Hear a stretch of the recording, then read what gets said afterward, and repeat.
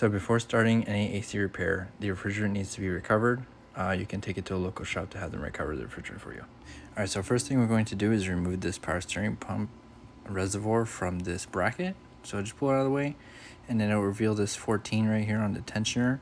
So we're going to go ahead and put a wrench on that. Alright, so I have a long straight wrench. So I'm going to go ahead and pull the wrench towards me and put it under the pulley for the power steering pump. And if you zip tie it in this position, it will allow the wrench to stay there and keep the slack on the belt. So here I zip tied the wrench to the hood prop, and now we're ready to go underneath and pull the cover off. So on the right side, remove these two push rivets, and then on the left side, remove these two push rivets in the wheel wells. Alright, so first thing we're going to do is pull out this 10mm right here on the left. 1, 2, 3, 4. You're going to take out those 4 plastic push pin rivets, and then this 10 right here. And we're going to go to the bottom. There's one here on the left side.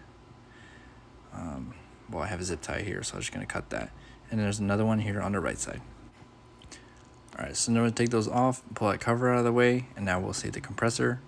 So this compressor is going to have 2 lines to it, one 10mm nut there and a 10mm bowl here.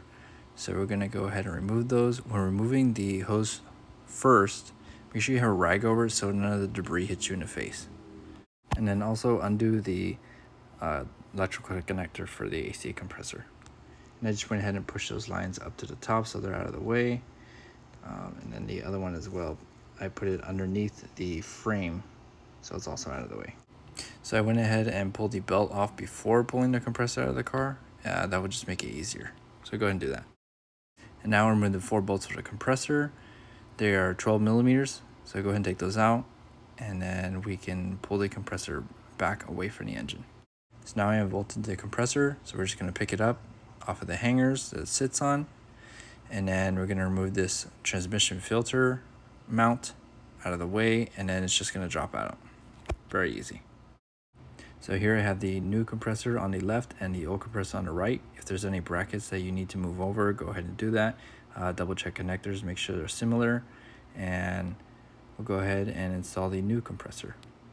Also, here's the part number of the compressor that I am using to replace. Alright, so now the new compressor is bolted on, so we're going to go ahead and clean the O-rings. I don't have replacements for them. You should be replacing them, but if you don't have a replacement, it's not a big deal. But do not use brake cleaner on these. Just wipe them clean with a clean rag or paper towel. Apply new refrigerant oil, and then go ahead and put them back on. So this fitting on the rear of the compressor, it just didn't sit well with me, so I went ahead and pulled off the old one and then reused the O-ring from the new compressor. I don't know if you will run into that with your replacement, but I did, and it's not a big deal, just 2 bolts, it comes right off. So now you have your lines bolted. Go ahead and put this filter bracket back on, and then connect the AC compressor connector, and then we will put the belt on next. So we'll go ahead and reinstall the belt and then reinstall the cover. I just put the 1 plastic rivet on the left side and 1 plastic rivet on the right side in the wheel well, and then the rest are pretty easy to put on after that. So now I'm just going to remove the zip tie that I did earlier, reinstall the power steering reservoir, and then go ahead and recharge the system. I would suggest taking it to a shop and having them vacuum the system out and recharge. Don't use one of those cans that you get from your local parts store, as there's air in the system and needs to be removed. Also, this is the charge amount that is required for the vehicle, 0.49 kilograms. So after charging, we're going to make sure the compressor rotates and the AC is blowing cold. So that's it. You just replace your AC compressor on your Honda CRV. And for next video, I'm going to be replacing the belt. So go ahead and like and subscribe for that video.